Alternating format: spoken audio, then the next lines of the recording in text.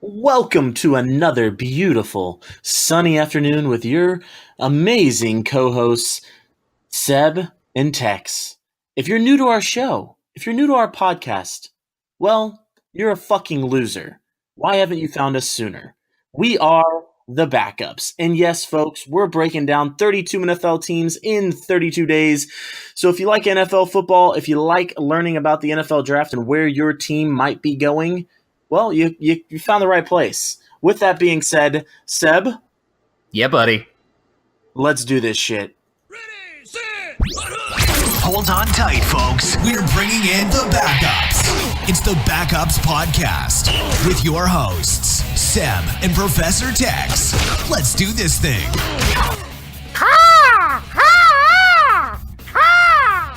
What am I? That- Tex, what is that noise? What is that? That is a falcon being beaten. By a pinata. So, It's a mocking falcon bird. mock. to, kill, Yeah. to kill a falcon bird. Yeah. Oh, God. All right, so that was an eagle. Yeah, that was an eagle.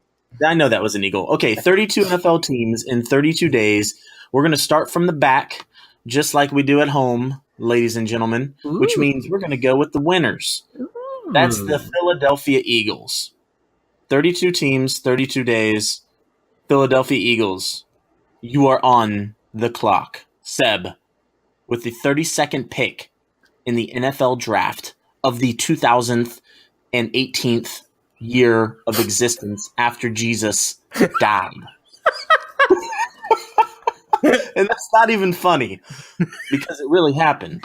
But who do you pick? Tell me, break down the Eagles in layman terms with me, and don't use any, eagle mating calls. All right. What we got here is we got the Eagles that are coming off a Super Bowl win, a very improbable Super Bowl win. I think that's pretty fair to say, wouldn't you say, Tex? Yes. Yeah, for sure. Some of the big names that they're losing this offseason are LeGarrette Blount, by the way, who's a 3-time Super Bowl winner and a repeat winner this year. What the fuck is happening, America? Anyway, we got Trey Burton is leaving, who made that beautiful pass to Nick Foles to get the touchdown. By the way, he was a quarterback at Florida. No wonder they had him in that play. Darren Sproles is leaving with his one good leg. And then Corey Graham is 31 years old. He's played in every game last season, but he's not really that big of a deal. So they're not losing anyone extremely important. The biggest needs I can see them having right now are offensive line, linebacker, and cornerback. Because right now, as we all know, Jason Peters is getting old. He got hurt last season, and they had some issues bringing in his replacement. I feel like in the first round, if Mike McGlinchey or someone like that drops to the bottom of the first, if there's some sort of like Laramie Tunzel, he had a weed mask on 4 years ago because some blonde chick promised to suck his big old donkey dick if he smoked a little weed and took a picture. If something like that happens and one of these big names drops at the end of the first, the Philadelphia Eagles will be the happiest fucking team in the NFL. Bank it. But the biggest story that's going on right now is what are they going to do with Nick Foles? And my opinion is, they started the bidding high at 2 firsts. No one's gonna pay 2 first rounds for him. If the Browns did, that'd be the most Browns thing that's ever fucking Browns happened in the Browns world, though. It'd be hilarious and great media, but ain't gonna happen. I personally would trade him. I think the likelihood of Carson Wentz getting hurt again is slim. So I'm banking on the fact that maybe we can get something good for Foles, maybe a first-round pick, maybe a second-round pick, to shore up this team that did just go to and win the Super Bowl. That's my take. Hit me with it, Tex. All right, so I do like where you were going with it. They do have, like every team in the NFL, a few pieces that are going to be leaving on free agency, and internally they're going to have to make some decisions. Do we keep these players? Do we let them walk? And where do we sit from a team organization standpoint? And I think it's very important to understand that this time last year, the Eagles were going into the draft having been last in the NFC East. They had a 7-9 record. And Doug Peterson carefully orchestrated and turned around this Eagles defense and the offense to some extent. Now, you have to understand that Carson Wentz elevated the players that were around him. you have to look at some of the players from a wide receiver's point of view, in a depth point of view. I mean, they had Nelson Aguilar. They had Torrey Smith, who's most likely going to be leaving in free agency. They had Alshon Jeffrey, who has been a big piece, and I think they're wanting to build around them. But for me, I think the biggest glaring needs for the Philadelphia Eagles is going to be their offensive line and addressing the inevitable hole that Jason Peterson left at left tackle, but also the fact that their right guard, they're not too deep in that either. They only have two places filled on their right guard, and their right tackle is also pretty weak. And Lane Johnson is currently the starting right tackle, and he's been there for a long time. But I'm just saying that everybody understands that having a good offensive line, helps your franchise quarterback. And with both, Wentz coming off of an injury and Nick Foles not coming off of an injury, but he's a backup quarterback that played really well in the playoffs. I think it would be good to give him some peace of mind and give him some help on the offensive line. So I think no matter what, I see an offensive line, offensive tackle being an option for the Philadelphia Eagles. Secondly, I think they do need to address their need on defense, but I don't feel like it's as important as many people are saying it is for them to address the cornerback. And here's why. Last year in the second round, they had a kid by the name of, let me pull it out of my notes. Where is he? Second round pick, Sidney Jones, had an Achilles injury going into the draft. Now, this Achilles injury, essentially, before this injury, he was considered a top 10 pick in the 2017 draft. He had this Achilles injury. It dropped him to the second round. He ended up playing. His first game was in December of this year, of 2017. So he not only got playing time during the regular season, but he also had playing time during the playoffs. Now, outside of that, they have Patrick Robinson, who's going to be a free agent as well. And they have Jalen Mills, he's going to be a third-year cornerback coming into the league.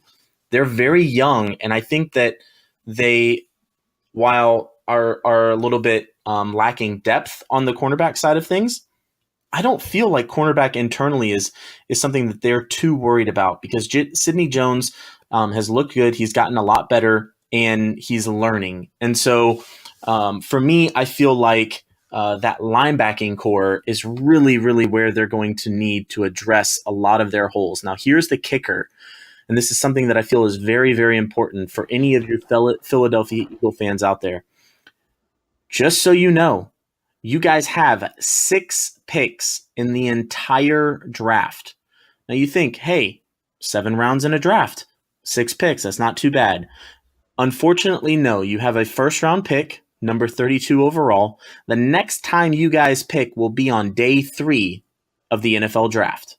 So, you have 2 4th-rounders, 2 5th-rounders, and a 6th-round pick. With that being said, this 32nd pick in the first round is crucial. And I feel like if I'm the Eagles, you do one of two things. You either do best player available at 32, or you do the smart thing, which is you trade out of the first round to acquire additional picks, which I think is going to be extremely pivotal in this draft. There are going to be teams looking to jump into the first round to get that 5th-year rookie player option, and they're going to do it. And I feel like the Eagles are a perfect spot at 32. They're already essentially at the back end of the draft. There's really no value there for them to take either an offensive lineman or a linebacker where they are with the number of picks that they have. I could see them completely drafting out of the first round, acquiring, an additional 2nd-round pick or possibly a 3rd in the mix, and getting some draft capital. Because from an Eagles standpoint, from a whole, in 2017, the Eagles ranked 3rd in points per game, 7th in points in yards per game. And then in rushing yards, which is something that plenty of talking heads have brought up before about their need to address the running back situation, they were third in the league in rushing. Yes, that was with LeGarrette Blount. Chances are he might be, taking his talents somewhere else. But they also gave up, mind you, to the Dolphins, a second-round pick for Jay Ajayi. He is somebody that they feel is going to be a large part of their team moving forward. That's why they gave up a second-round pick for him. And keep in mind, they also have Corey Clement, who looked really well and shined extremely well in the limited opportunities, taking that role of Darren Sproles. So I don't feel like a position like the running back is one that they're going to be using in this round, unless it's late in the in the rounds, like maybe their 6th round pick. I see them going offensive line, whether it be guard or tackle, best player available, or linebacker, possibly trading back and getting out of the first and going to the second. What do you think about that, Seb? Yeah, I absolutely agree. I think that we could definitely see the Browns give up one of their second-round picks to move up into that 32nd spot to get, I've seen one mock have them getting Darius Geis. I've seen another one getting Rashaan Evans. I've seen a lot of things going on. I actually like Rashaan Evans going to the Eagles a lot. I think that's a good pickup for them just to shore up that linebacking core that, like you were talking about. And the thing with the running backs is I don't think anyone's going to really I'm going to say anyone. I think once you get past Saquon Barkley, you're looking at the depth of the running back position in this draft because he's your blue chip running back in this draft, in my opinion. That's you think so too, right? Oh, of course, yeah.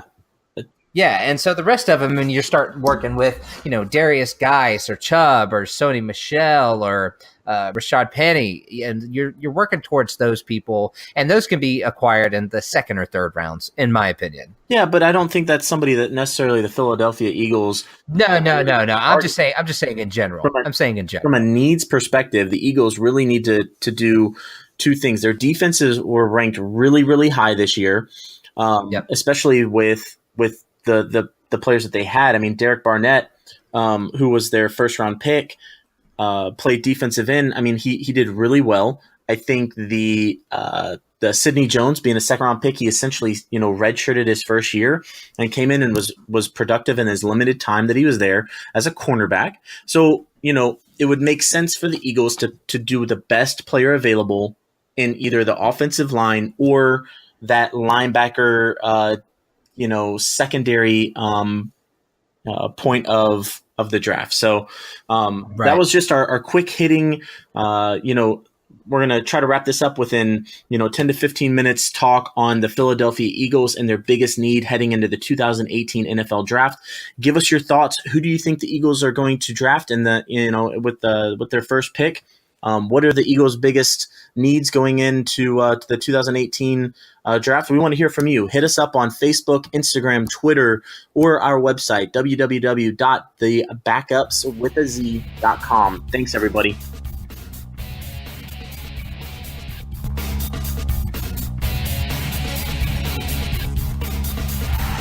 You've been listening to the Backups Podcast. Follow us on Instagram, find us on iTunes, and visit the website at www.thebackups.com with a Z for more.